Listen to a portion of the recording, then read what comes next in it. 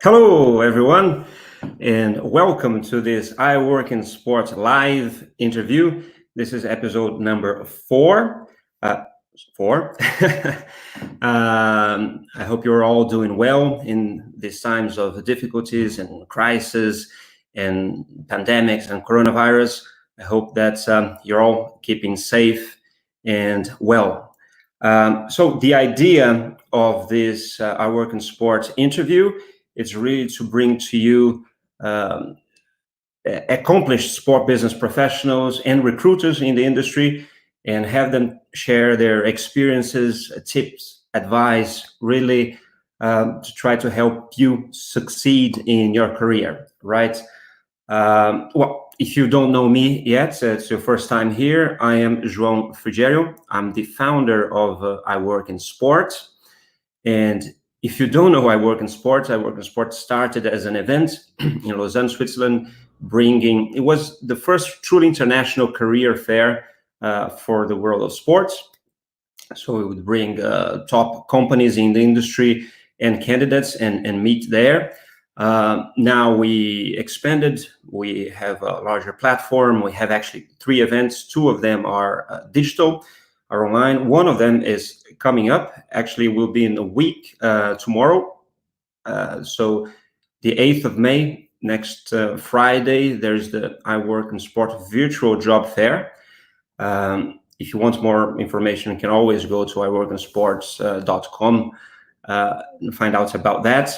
We have so there's I will at the end of the interview, I can stay another few minutes or so. If there are questions about it specifically, I can answer. And in fact, I can already tell you that next week, we won't do an interview like we've been doing for 4 weeks straight. We'll do only a Q&A about that. So everyone that is watching now that is planning to attend the virtual event, wants to connect, send questions. I'll be here for 30 minutes, 45, maybe an hour if there's that demand, answering your questions about the upcoming event. Okay. If you're here, please, if you could give your like and help the channel. Also subscribe. One thing I should have mentioned about the events is that since last week to this week, I think we got 50 new subscribers. So we're close to get to the goal of 500 that I mentioned to you. Once we get 500, we will draw a free ticket to the event as well. Now, please, I can see that there's some people commenting already. So Alina is in the UK, Regina in Lausanne. There's Ricardo in Milan. From Lebanon. So good to see you all here. I will introduce now my guest today. It's a special one.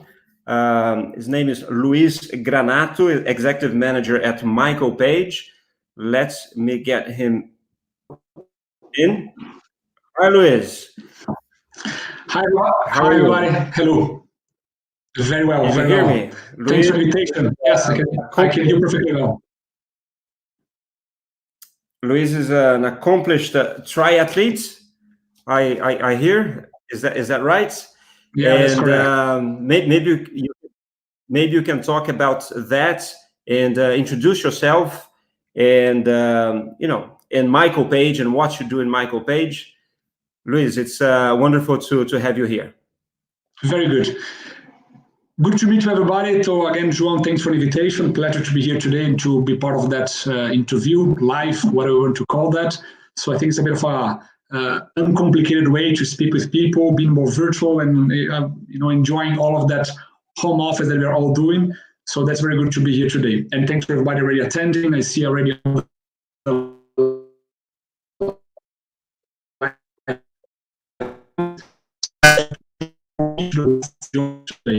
an overview of who I am and how I came up to be a headhunter today. So my name is Luis Granato, as João just said. I have my background mainly done in sales and marketing functions. So I worked for the pharmaceutical industry, consumer good industry, and I joined the recruitment industry 10 years ago, back in Brazil. So I was responsible to cover some of the practices of Michael Page, PageGroup in Brazil, in Latin America for roughly 5 years of my career with Page. And 5 years ago, I was transferred to Switzerland, where I'm currently based. And now I'm based in Zurich, responsible for overseeing that as well with the leadership team for the whole country. And we do have, as you are very well aware, a lot of the important federations and international federation of sports based here, right? So of course that we also do some good work with this community here as well. Myself, I come from a sports background as well, as João well said. So I was a professional triathlete until I was 25 years old, back in the days. But then starting more my corporate career. Today, that's my hobby. So I'm passionate also about sports, endurance sports, triathlon, and so on. That's a bit of myself. Great. And I don't know if everybody had. There was I cut down a little for me. I hope that the stream was good for everyone else. So you people can, all of you watching, if there's any trouble, you can leave a comment, and then don't know if we'll be able to fix it or not. But 95% was very clear. Let's hope that we move well now. Talk to us, please, about Michael Page. Not many people know the company. Yeah, very good. Sorry. Just before you go there, you see that Robert here asked if you did ITU racing. Yeah, I did actually. Before I was running long distances and Ironman races and so on, I did some selections for ITU, some World Cups and so on back in Latin America. Yeah, running Mexico sometimes, Brazil as well, Pan American Games in 2004, 5. So it's been a while already. Cool. About Michael Page then. So coming back to business. Michael Page is part of actually PageGroup, which is our holding company. PageGroup today is one of the key and main names in professional recruitment today worldwide. So it's an English company, it's a British company. So a company today listed in the UK stock exchange. So fully professionalized, roughly 8,000 consultants worldwide. As I briefly explained, we do also have this international background here.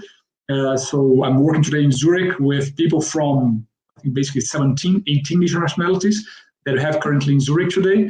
And it's a company that can offer services in recruitment in various ways.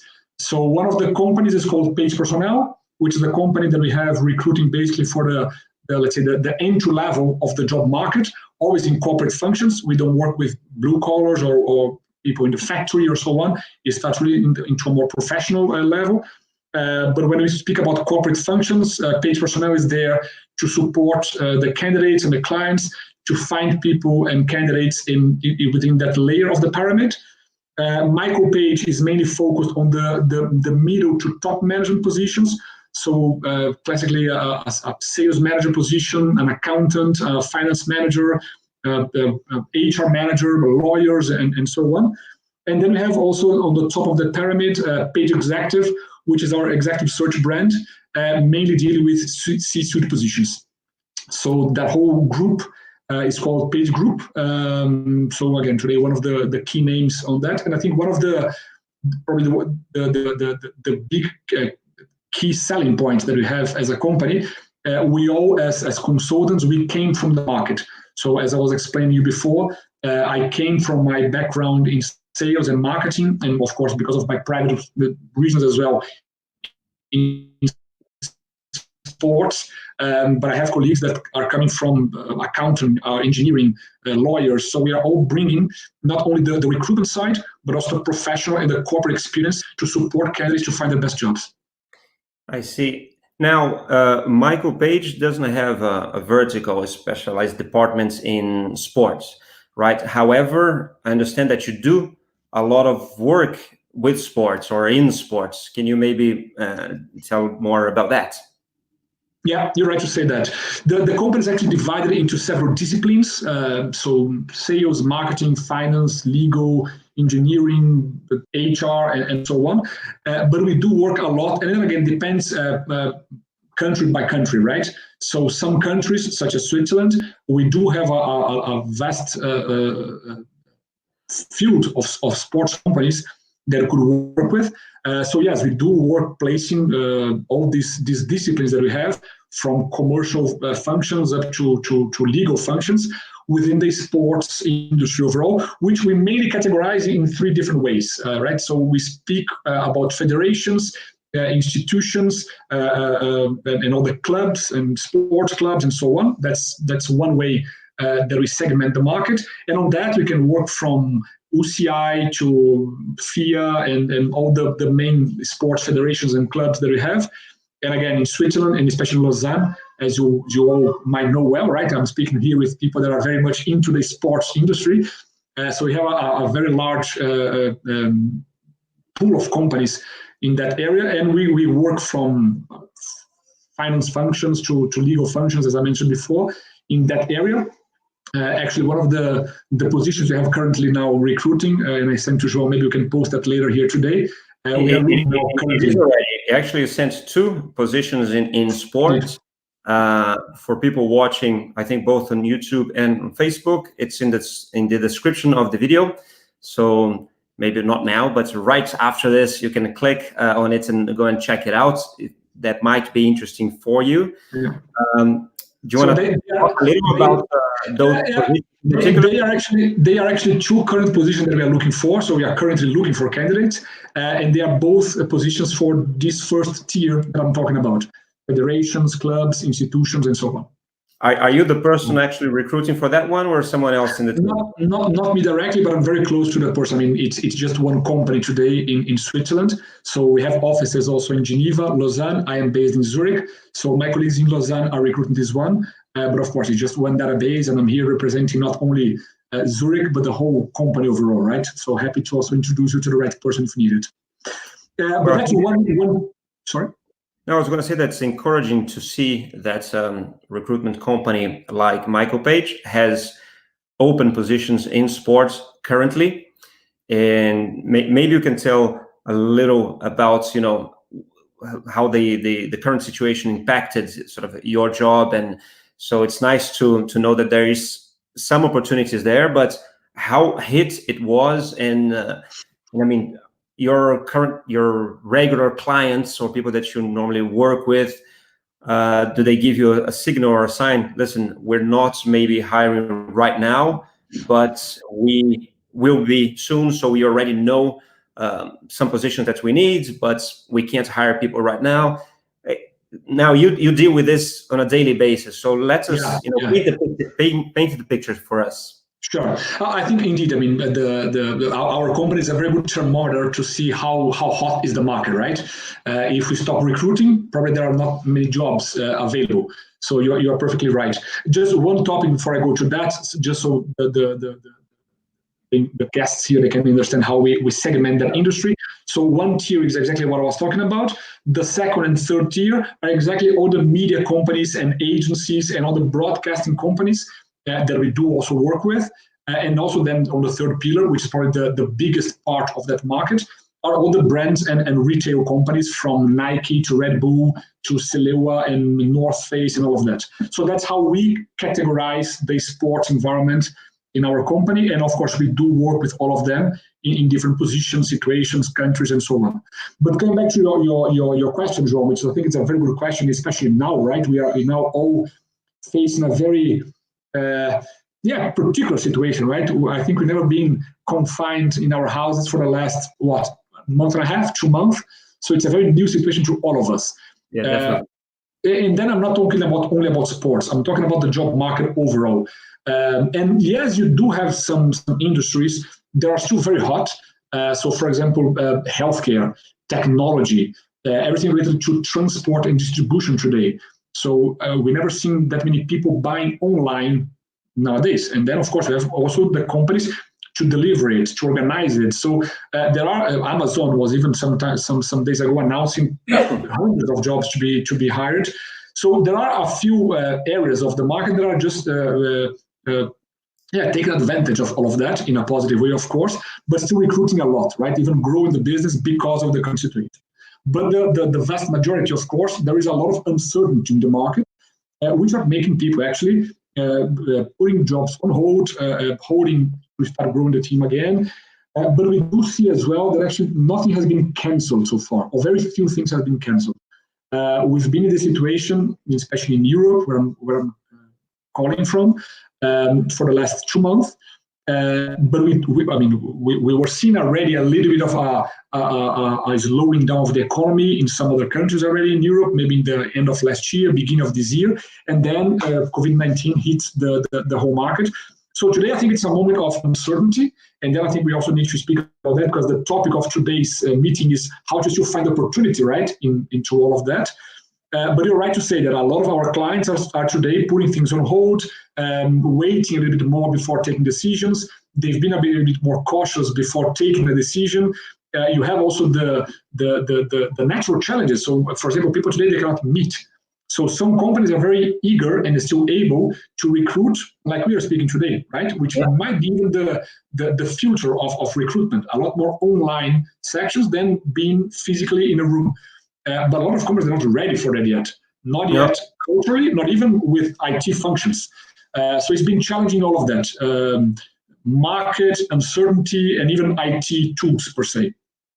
No, it's funny that you mentioned that. For instance, in our job fair that is coming up next Friday, we have super big brands with big names, big companies and organizations in sport. And there's always opportunities there. But even for those, it's very uncertain when they will actually be able to start or not. However, there is a few smaller companies that just came in, some startups that are actually hiring for yesterday. They really want to get people based. You can be based. Sometimes you don't need to move to the headquarters of those companies. Sometimes you do, but I think they're more flexible, and there are some opportunities being created there as well, especially sometimes in some more boutique type of companies or smaller companies that are, finding some opportunities there. So I think opportunities are everywhere. Now, I would think that some people are watching, and you say that there are some opportunities available. What are the skills, especially if we take more the sports sector, the sport is very broad, as you said, there's so much in it, but what are the skills that are more on demand right now? And is it different from what it was maybe 6 months ago? Or, it's I think, again, all of that, and that's maybe one of our main bets for the moment. The work dynamics will have to change overall, and then we're talking only about sports, but the whole work dynamics, the way that we interact with people, and not only on a corporate environment, on a work environment, daily, how we are interacting with people, how close we are to people, these big events that we have, and this is also a lot related to sports.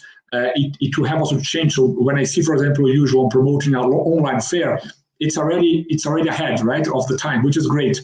And happy to see that it's also working and people are attending it and doing business with it and meeting each other to keep moving forward with our life, because there are still life and opportunities after this lockdown, right?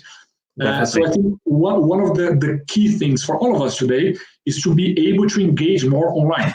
Which is something that we were all taking even privately before, Instagram and all the virtual network things that we have. But today we are communicating, and half an hour ago, I was having a staff meeting with all my team and leading people and motivating people, engaging with people, understanding all the human touch is still online. Nothing will replace a face-to-face conversation, to have the touch, body language, and so on. But today, and not only today, but for the future, professionals that are savvy and able to work in remote distance, even sometimes from other countries, these are super in high demand, because that's the way that we are all moving forward, right? I think COVID-19 just maybe accelerate that, but this is the future. That's the way they're all going. Okay. Now, for people watching that are enjoying and appreciate what you say, like I am, you can sort of give a like there. But we have more than 70 people watching at the moment. Good. And, when I ask you questions, of course, there are things that I want to know, but I'm trying to guess what the people watching would like to know. But don't be shy. If you want to ask Luis a question, just leave down in the comments and we'll read your question to him. Now, Luis, you are you have several roles in the company. You have an executive role there with Michael Page, but you are telling me that you do the day-to-day work of actually, when you have your clients, your accounts, you look at CVs and you're responsible for placing people in some comments. So any advice, is there a trick for someone to get your attention right away at their CV? Before you answer that question, is that true that a recruiter will only look at your CV for 5 seconds and then maybe it will last a little longer, or not really? That's true. Unfortunately, that's true. And that's true because of the volume. I mean, when you're trying to get the attention,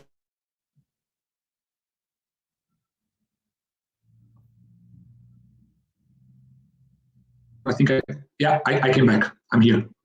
So to get the attention of a recruiter is indeed a bit complicated, because imagine that you have thousands and hundreds of people trying to connect with us every day. So you need to be really spot on what you're trying to get. Sometimes I have interviews and then I finish the interview and I don't understand where the person wants to go. And if I understand where the person wants to go, it's because the person doesn't even know yet which way to go. And it just doesn't take you anywhere. And then when I put you with my client, it's even worse, because then the person is trying to say, okay, but why you're applying for the job? So a few things that I would tell you as a trick, maybe as a recruiter, professional recruiter, doing that for the last 10 years, placing a few people in my career, or finding jobs for a few people in my career. Try to know exactly where you want to go, or if you don't, try to have options that are open to be discussed. But be precise.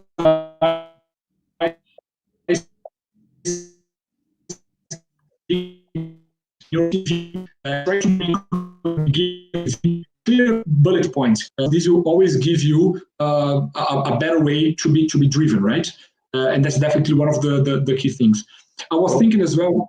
Luis, I don't know if that was the same for everybody else, but you got a little disconnected when you were saying to be precise. Sure. You can go back to what you said after being precise.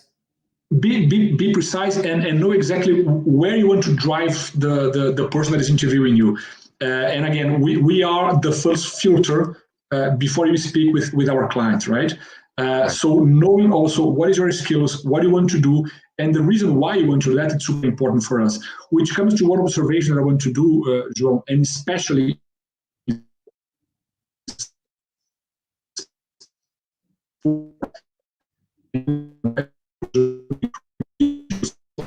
Sport it's very passionate. So I come back. Sport it's a very passionate area to be. So you're speaking about soccer and you're speaking about sports, and sports mixes with our emotions as well.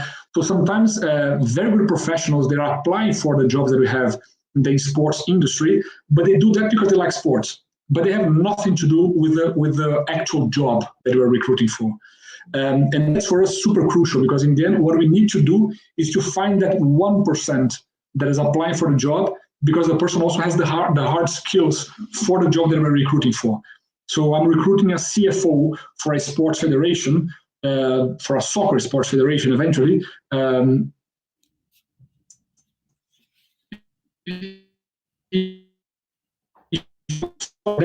Somebody that has indeed the right skills for it. And that's super important. And that's exactly where our corporate experience makes the difference. Luis, can you just repeat that last part? Because it is a little hard. Sometimes you're saying about hiring for a soccer club, then repeat with the last Yeah, people. what I was saying is exactly the added value of a professional recruiter with some corporate experience when you're recruiting again for eventually a soccer federation. And then a lot of people that are applying for a job are applying because they just like soccer. So no, I can become the CFO of that institution or that federation because I just like soccer, and it's not exactly that.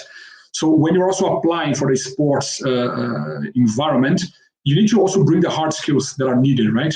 In a finance position, in a commercial position, whatever it is. But that's exactly the difference between only applying because I like the sport that I'm trying to represent, or just having exactly the right skills to fulfill that position. For sure, for sure. There's some questions coming up. I will get to them in a bit. But I would like to ask you about LinkedIn specifically. Yeah. I mean, I find it super important. I'm not looking for a job, but I think for my work has been very beneficial. And I totally advise people that ask me, you know, whenever they are looking for a job, for opportunities, to use it and to use it well. What do you think? Do you use it much? Do you recruit on LinkedIn? And do you have any advice for people that are currently looking for opportunities and, you know, are on LinkedIn, what they should do? Yeah, definitely. It's one of the very important tools that we use today to find our candidates. And I do recommend, as you know, have your updated CV, have a decent and updated LinkedIn page as well, which makes a big difference. And I come back to what I was mentioning before. Maybe one of the very important skills for all of us for the future, it is the ability to be connected with people and to be creating relationship online, right? And LinkedIn is probably the most well-known professional platform to do that. So it is a way that you are exposed. Whatever you post, whatever you like, whatever groups you are part of, you need to use that also as a way to be connecting to people. Finding a job today is a lot about also who do you know, who could introduce you for the person. We are in a world today that you just have thousands of informations, applications every day. So trying to be connected with the right person, establishing some kind of connection, getting a reference to be connected with somebody else, it is super important. So it's your online CV, and everybody's looking at that. I am. Cool. Question from Awad Eli. I hope I said your name correct. Regarding cover letters, how important is it? You know, are we supposed to write one even if it's not a request by the employer? Yeah, we receive a lot of cover letters, sometimes even from proactive applicants. It's not very nice to read a very long cover letter, with text. It's very tiring to do it. And again, imagine that you're not the only and the first one to send that. So recruiters and companies, they most likely not read the whole thing. What I think is super important in a cover letter, and we do use cover letters even when we are introducing our candidates to our clients, is to point out the specific skills you have to apply for that position, which I was just mentioning now. It is how to identify the crucial hard skills that will make you able or credible to apply for the job. And this can be very well done in a cover page, which is something that it's a one-pager before your CV that is just going to be pointing out the important things for that position. And that I definitely recommend to do, because for the recruiter that's going to read your CV, it is just clear. You know, I'm asking for that, the person is giving me that. So a good recruitment is when you try to go from a very subjective analysis to a very objective one. You know, I need that.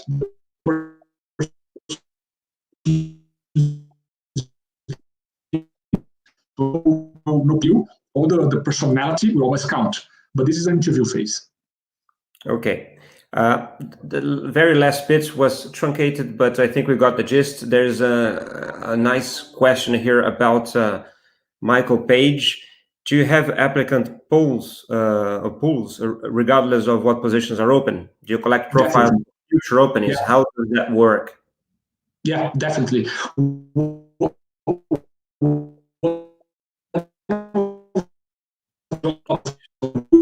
Screening the market all the time, João. So we are not only interviewing people for the job, we are interviewing people constantly. Luis. Yeah. So I will ask you maybe to refresh your page because we didn't get any of your answer right now. And just it will take some 15 seconds and you'll be back. Wait, guys, just a minute.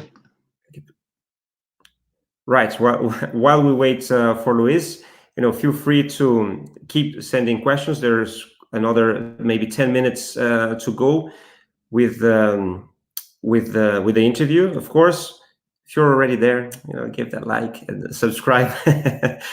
As I said, I'll be giving a free ticket for the virtual job fair if we hit 500 subscriptions this week. We're very close. I think it's only like 20 to go.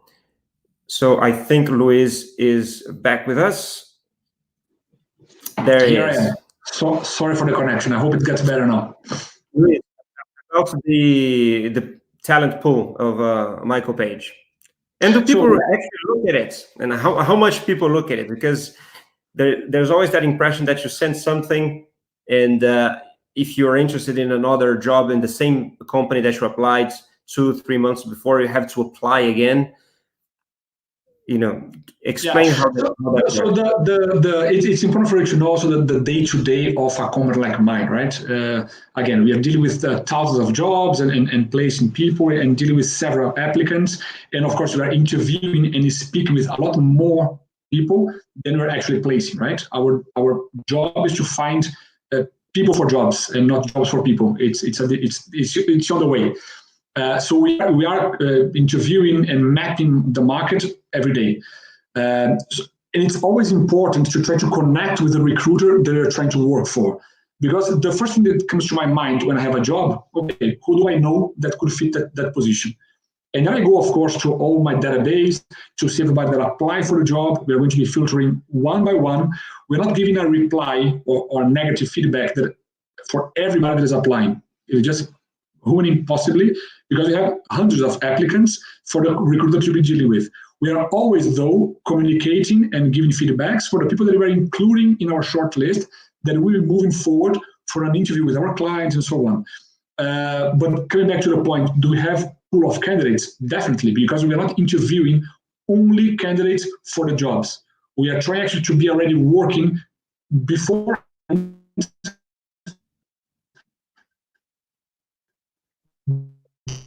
even recruiting, filtering for a person, we are ready to go.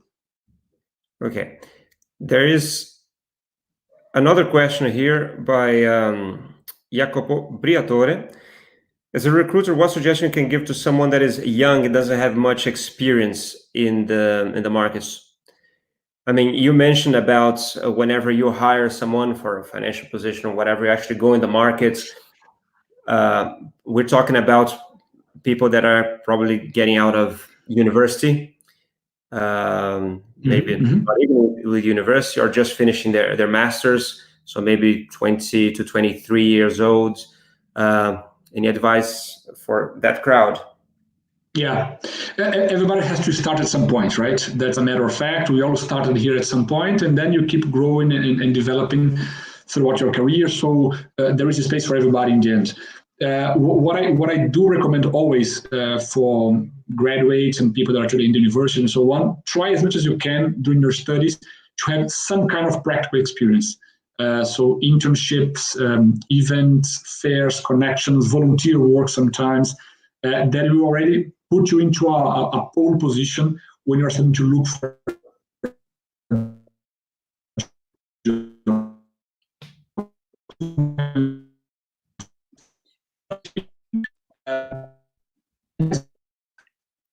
by your person. Hold on. There are many companies that are actually recruiting based on your personality. So sometimes you don't need to have the hard skill to start. It's about your personality, who you are, what you want to do, and that's the beginning of everybody's career. And again, we all have to start at some point. So that's the way. Cool. Another one from Alina. So she notices that job descriptions for very entry-level positions have sometimes lots of demands, very hard skills that graduates don't have necessarily. So what's the best approach in that situation? You apply anyway, or you don't? How? Yeah, we try to educate as well. Do you lie in your CV a little?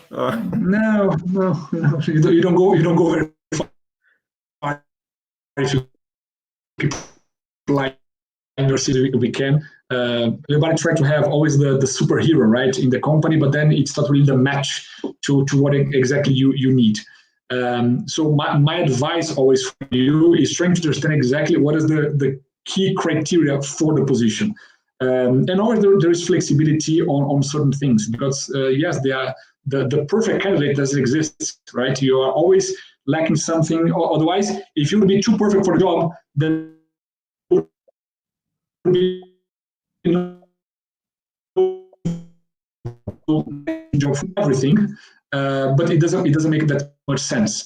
So if you do know the company, if you do know the interviewer, I would recommend try to understand exactly what are the key points. Then I come back also to my cover page, which then in the cover page you will be then exploring, that will be qualifying you to the role. You cannot miss everything, but you could miss a few points, which is actually the development of a good professional to be in the position, right? Cool. Totally. There's two questions here that I want to. We're kind of running out of time, so we're going to address it quickly. One is going back to your previous points about the pool of talent, or even other types of applications. Is it true that certain keywords should be used in an application to be better noticed? True. How do you find those keywords, and what's the technique to help you? And nowadays, especially for very large recruitment processes, you have machines reading CVs, right? Not only recruiters. So you can be already banned from the first initial selection, which is made by a computer. And on that, we are trying to match words, basically. But even if not with a computer, but with a recruiter or somebody reading your CV, having the keywords, and then I'm gonna come back to my cover page that I've been talking about since the beginning.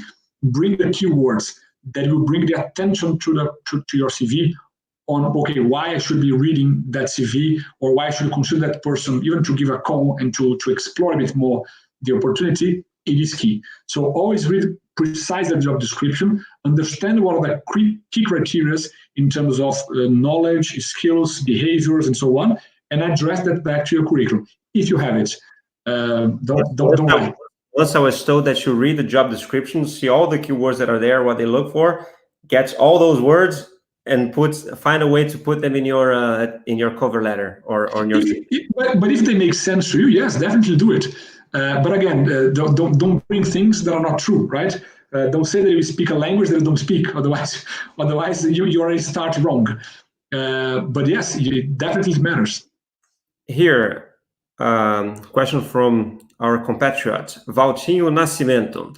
I live in Brazil, work in a big broadcast company with soccer and dream of work in sports in Europe, but don't have an EU passport, I suppose that he means. So yeah. What should I do? I hear that question a lot. Yeah, indeed, it's a big challenge today. You have, and I cannot talk about Europe overall because you have several countries with several different legislations. Switzerland, it's a lot more tight than other countries for that. The UK is a reality. So you have overall a very diverse environment on that. So if you go for the easier countries, and you don't have any EU passport, you still have to be sponsored by the company that is recruiting you. And then again, you come to also to all the challenges of the local country legislation, of expats rates, how many you can have, how many you cannot have, how many locals you need to have, and especially in the current situation, even Switzerland today, which has been very, very restrict for it. You barely have a job if you don't have today the European passport to be here today. It doesn't mean that the higher the position, the easier it is to be sponsored by the company. True. Yeah, because the logic of it and the logic behind it is if the country doesn't offer somebody with those skills, you are allowed to go out and to recruit from Americans or from Asia or whatever. And actually, sometimes our clients, they ask us to exactly this search. to look in the market to see if there is somebody that is capable of the job, and if not, then you can go outside and look outside. But if not, you have also all the European legislations to protect the countries, and yeah, it's a big challenge. There are some companies that, depending on their relationship with the local government, for instance, won't really have much difficulty with it. Of course, if you take the IOC here, that's not really a problem for them. They work with something that you must know well. It's called the carte de légitimation. So document of legitimation, Valtinho, and or legitimation, how you would say that in English. And basically that allows someone to come from anywhere and work there, but that's tied to your job. It's not like you have a permit to work here, and then if you leave, you can go somewhere else. Other companies, for instance, Adidas is one that in Germany has no restriction whatsoever with foreigners. They, I think, can bring as many as they want. At least I was told that they don't really have that type of problem, but normally it will be very hard. There's another one just about also connecting with recruiters. Michele asked if it's okay maybe to hook up, to connect with a recruiter on Twitter. Yeah. Or if so, how should you do that?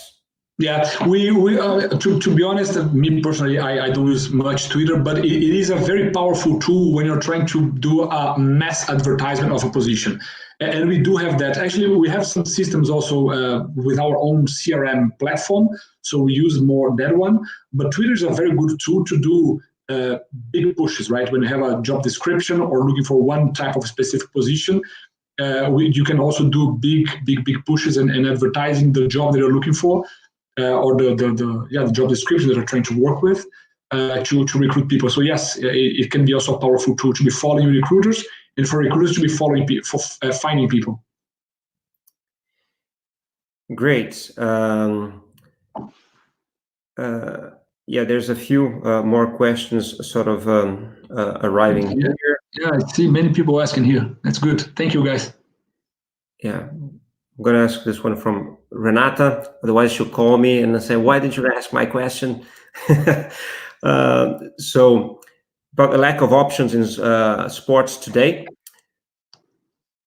doesn't that leave you without? I think that refers to a comment that you made about you have to have a clear vision of where you want to go.